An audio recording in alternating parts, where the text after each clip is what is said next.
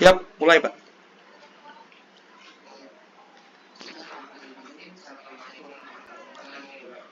Waalaikumsalam warahmatullahi wabarakatuh.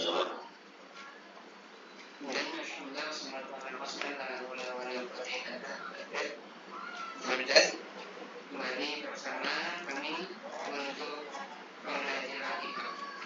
Kita awali pembelajaran dengan membaca doa bersama-sama.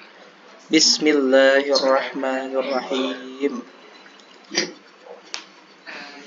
Insyaallah untuk modul yang akan dibahas di hari ini adalah modul 9 tentang perancang pembelajaran IPA.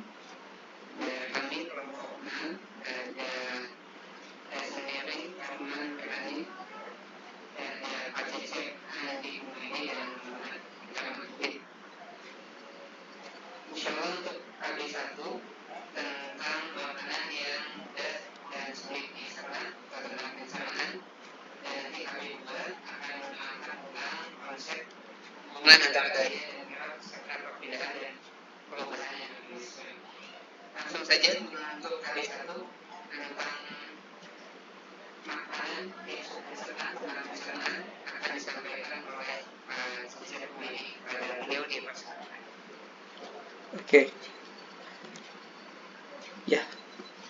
Bismillah. Alhamdulillah, terima kasih Pak Herman.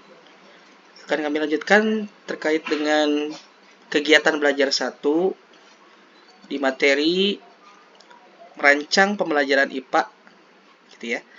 Tentunya di sini ada beberapa pointer yang sudah ditulis.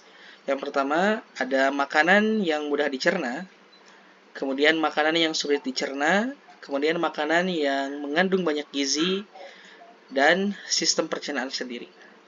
Kita langsung ke makanan yang mudah dicerna. Oke, makanan yang mudah dicerna mungkin kita sudah ketahui seperti contoh roti, telur, nasi, dan ikan begitu ya. Jadi makanan yang mudah kita hancurkan gitu, yang dicerna oleh mulut kemudian dikonsumsi oleh kita. Lalu ada makanan yang sulit dicerna, contohnya adalah sayuran dan buah-buahan gitu ya. Karena ini memerlukan proses juga. Nah, adapun makanan yang mengandung banyak gizi, karbohidrat, protein, lemak, mineral, dan vitamin. Begitu.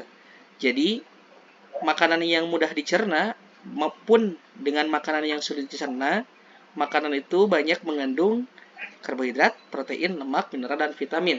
Seperti tadi yang sudah dipaparkan. Dilanjutkan kepada sistem pencernaan. Sistem pencernaan yang sudah kita ketahui semuanya bahwa di dalam sistem pencernaan kita manusia memiliki sistem pencernaan yang sempurna ya, yang mana sistem pencernaan ini terbagi ke dalam beberapa bagian. Salah satunya adalah dari sari-sari makanan.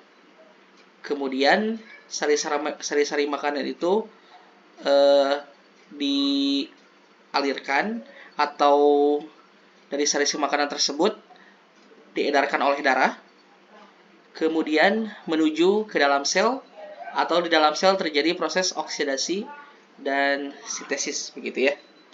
Jadi perjalanan dari sistem pencernaan adalah tadi mungkin akan menyambung ke pernapasan ya. Jadi sistem pernapasan. Jadi sistem pernapasan kita dibantu melalui oksigen, sama dengan sistem pencernaan dibantu dengan sari-sari makanan, dan sari-sari makanan dan oksigen diedarkan melalui darah, dan dari darah ke dalam sel terjadi proses oksidasi atau sintesis. Oke. Sistem pencernaan pada manusia, tentunya sudah kita lihat kawan-kawan, ada gambar ya di sini. Sistem pencernaan makanan pada manusia adalah proses pencernaan makanan, pemecahan makanan menjadi sari-sari makanan sehingga dapat digunakan oleh tubuh. Proses pencernaan makanan dilakukan oleh alat pencernaan makanan yang dimulai dari rongga mulut, kerongkongan, lambung, usus halus, usus besar, poros sampai anus tempat sisa makanan dibuang, seperti disajikan pada gambar di samping. Jadi proses terjadinya makanan dicerna oleh manusia adalah salah satunya melalui mulut, begitu ya. Dari mulut, kemudian rongga mulut dikunyah, kemudian ada proses di sana untuk mencerna makanan yang dimakan tadi, yang dilalui oleh mulut, kemudian masuk ke kelenjar ludah. Kemudian faring pun sama ikut bekerja juga ya. Jadi saling saling berinteraksi, saling keterkaitan antara salah satu organ pencernaan satu sama lain. Kemudian ada esofagus, hati, liver, empedu. Nah, ini adalah proses di mana dari tadi makanan yang memang bentuknya keras kemudian jadi lunak, kemudian diproses dan diolah sehingga pada akhirnya akan menjadi sekresi atau sisa-sisa makanan yang dibuang melalui anus, seperti itu contoh sederhananya. Kemudian ada darah ya. Jadi sistem yang berfungsi mengangkut dan mengedarkan zat itu disebut sistem peredaran darah. Sedangkan zat yang beredar dan berfungsi mengangkut adalah darah. Fungsi darah dalam tubuh manusia adalah 1. Untuk mengedarkan sari-sari makanan. 2. Untuk mengedarkan oksigen. 3. Untuk mengedarkan hormon. 4. Untuk mengangkut zat sisa seperti karbon dioksida, garam-garam, urin atau air seni ke alat pengeluaran, begitu ya, ataupun ke kelamin, begitu ya, seperti itu. Jadi kelima, lanjut untuk memberantas bibit penyakit. Keenam, untuk menutup luka, gitu ya. Jadi mungkin ketika ada darah yang mengalir itu cepat untuk kering, gitu ya. Kemudian pengaturan suhu tubuh. Oke, seperti itu. Alat pernapasan pada manusia. Sistem pernapasan pada manusia dimulai dari udara masuk ke dalam paru-paru melalui hidung. Dalam tubuh manusia terjadi proses pembakaran yang memerlukan oksigen dan menghasilkan limbah berupa karbon dioksida. Untuk itu diperlukan suatu sistem yang membantu proses tersebut, yaitu proses pernapasan. Proses pernapasan ada 2 macam, yaitu pernapasan dada dan pernapasan perut. Oke. Jadi itu tadi sekelumit ataupun pemaparan terkait dengan sistem pencernaan yang ada pada manusia, begitu ya. Berikut juga dijelaskan terkait tadi juga fungsi darah. Kemudian di dalam tubuh manusia terdapat suatu sistem yang berfungsi membawa zat-zat makanan dan oksigen ke seluruh tubuh, dan sebaliknya membawa zat-zat sisa dari seluruh tubuh ke alat-alat ekskresi atau alat pengeluaran. Sistem yang berfungsi mengangkut dan mengedarkan zat itu disebut sistem peredaran darah. Sedangkan zat yang beredar dan berfungsi mengangkut adalah darah. Kemudian, sari-sari makanan diserap oleh darah melalui jonjot usus halus. Proses penyerapan sari-sari makanan berlangsung secara difusi, osmosis, transport aktif. Jadi ada 3 ya. Difusi adalah perpindahan molekul-molekul terlarut dari larutan yang konsentrasinya lebih tinggi ke larutan yang konsentrasinya lebih rendah. Sementara osmosis adalah perpindahan molekul-molekul pelarut dari larutan yang konsentrasi pelarutnya tinggi ke larutan yang konsentrasi pelarutnya rendah. Untuk transport aktif adalah pengangkutan molekul yang berlangsung dari konsentrasi rendah ke tinggi. Oleh karena itu, pada proses ini diperlukan molekul pengangkut, biasanya yaitu protein yang dapat atau terdapat di dalam membran sel. Kemudian ada tambahan lagi untuk penyakit alat dalam peredaran darah ya. Oke, alat-alat peredaran darah seperti halnya organ yang lain dari tubuh kita merupakan subjek yang sering diserang penyakit. Peredaran darah menjalankan fungsi yang amat penting ke seluruh tubuh kita. Oleh karena itu, penyakit yang berhubungan dengan kesehatan alat peredaran darah harus mendapatkan perhatian yang serius. Beberapa penyakit yang berhubungan dengan alat peredaran darah antara lain tekanan darah tinggi atau hipertensi.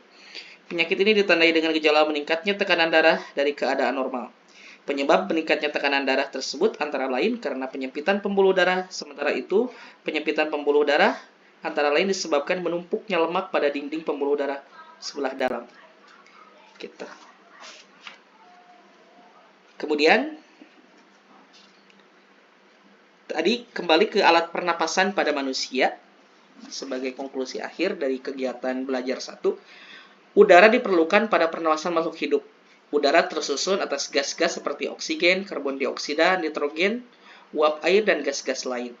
Gas yang diperlukan pada proses pernapasan ialah oksigen atau ditulis O2. Oksigen diperlukan untuk proses pembakaran atau oksidasi zat makanan di dalam sel-sel tubuh makhluk hidup. Dalam proses ini, makanan dioksidasi sehingga dihasilkan energi untuk menjalankan aktivitas, misal gerak, tumbuh, berkembang biak, dan menjaga kestabilan suhu tubuh. Dalam kaitannya dengan pernapasan, terdapat beberapa istilah yang sering rancu dalam penggunaannya. Istilah-istilah seperti bernapas, pernapasan, dan respirasi. Bernapas, atau lebih ke kata kerja, proses menarik dan menghembuskan udara pernapasan. Sementara pernapasan atau respirasi adalah proses pemanfaatan oksigen untuk memecah molekul makanan atau glukosa sehingga dihasilkan tenaga. Dalam pengertian yang lebih singkat, pernapasan adalah pertukaran udara atau gas antara makhluk hidup dengan lingkungan sekitarnya. Pernapasan terjadi pada alat-alat pernapasan tubuh makhluk hidup, misalnya pada manusia terjadi pada hidung sampai paru-paru. Pada ikan terjadi pada insangnya, pada cacing tanah terjadi pada kulitnya, pada serangga tertentu misalnya belalang terjadi pada trakeanya, pada hewan bersel satu terjadi pertukaran langsung melalui seluruh permukaan selnya.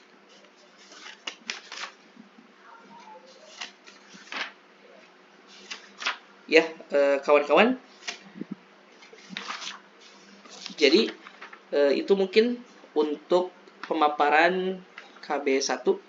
Selanjutnya kami kembalikan atau saya kembalikan kepada moderator. Terima kasih JJ yang sudah menjelaskan KB1 pernapasan, pelaksanaan, dan lain-lain. Berikutnya untuk KB2 tentang gaya dan hal akan disampaikan oleh Pak Zulfikar Raharjo Dimas.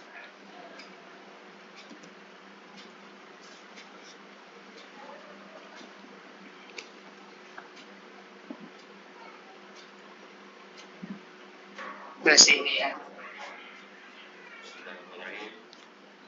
Untuk kegiatan kedua, saya akan menjelaskan tentang gaya dan gerak.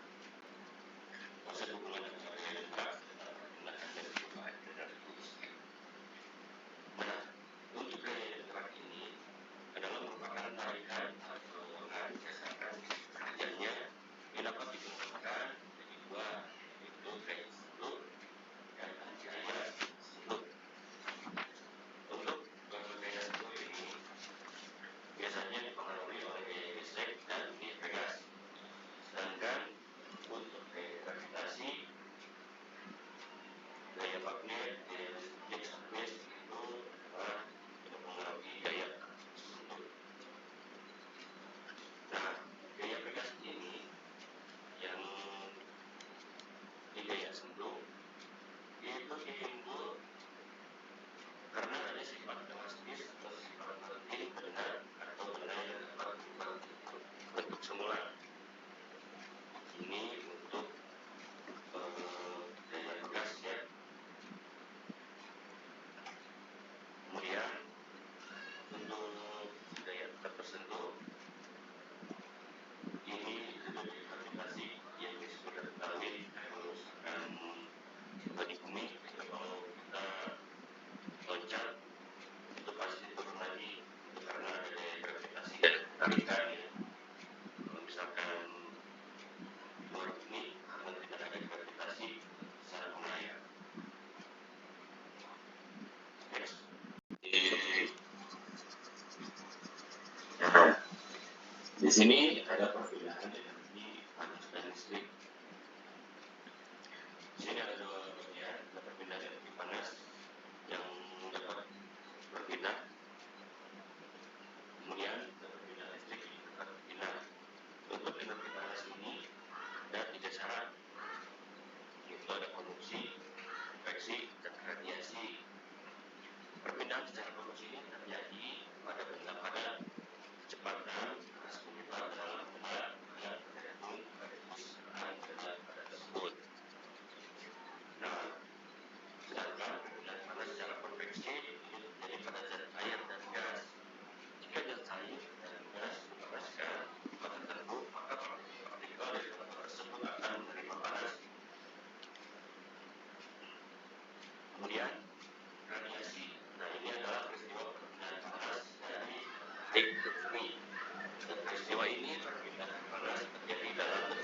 saja atau tanpa melibatkan zat perantara.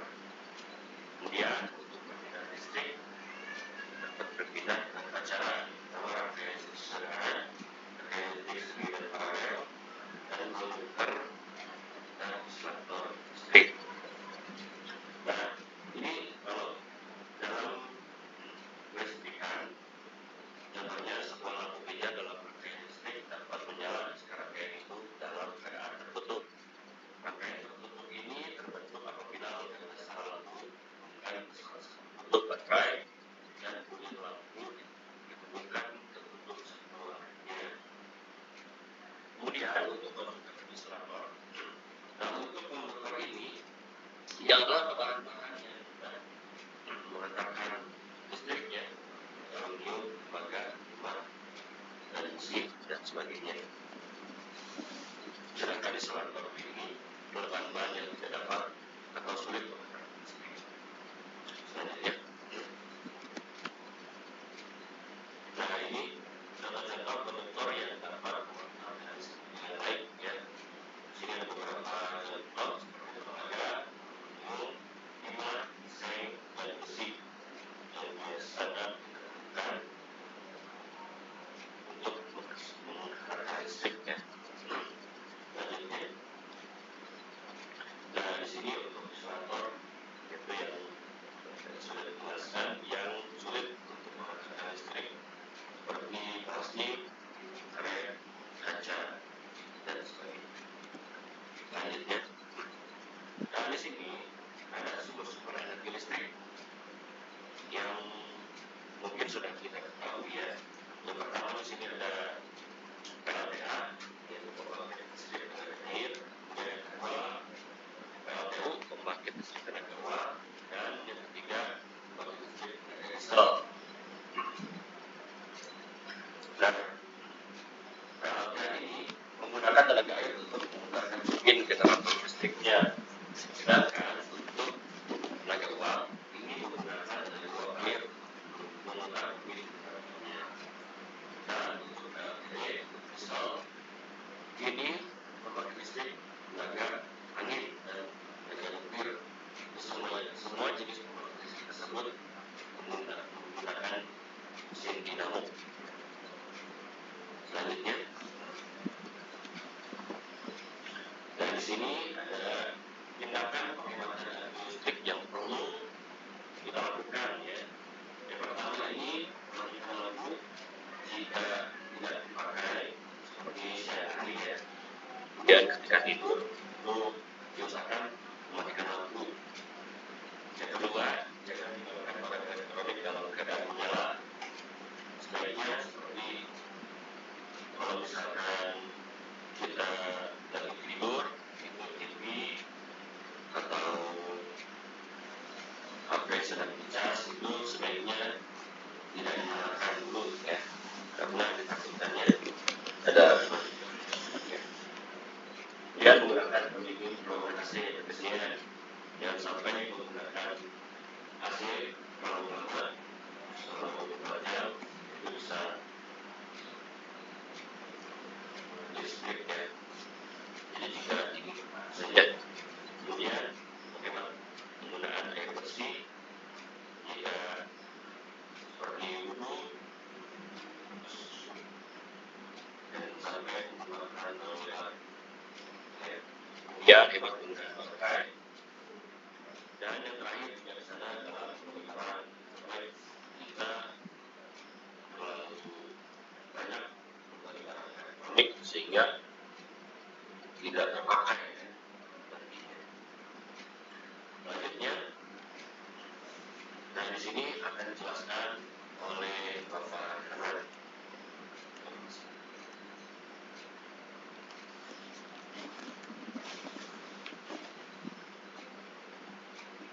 Silakan Pak. Ya, terima kasih. Berikutnya untuk sumber energi, yaitu terbagi menjadi dua. Ada energi yang dapat diperoleh seperti energi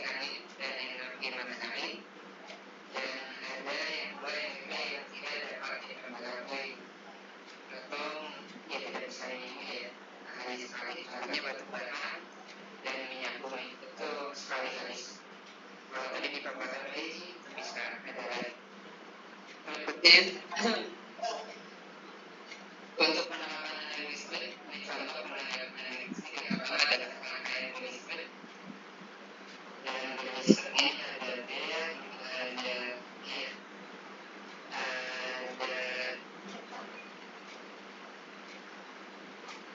untuk linguistik ada juga. Yang kedua rangkaian aliran belajar. Ini contoh penerapan. Jadi kalau aliran belajar mudahnya adalah karena ayat itu dia sifatnya ada membuka, maka ketika pemainan awal dengan pemainan membuat itu maka misalnya dia akan ada waktunya. Terus yang berikutnya ya itu terima kasih yang bisa kami sampaikan. Semoga bermanfaat untuk teman-teman yang tidak di. Terima kasih. Kita tutup dengan hamdalah. Alhamdulillahirabbil alamin. Assalamualaikum warahmatullahi wabarakatuh. Waalaikumsalam warahmatullahi wabarakatuh.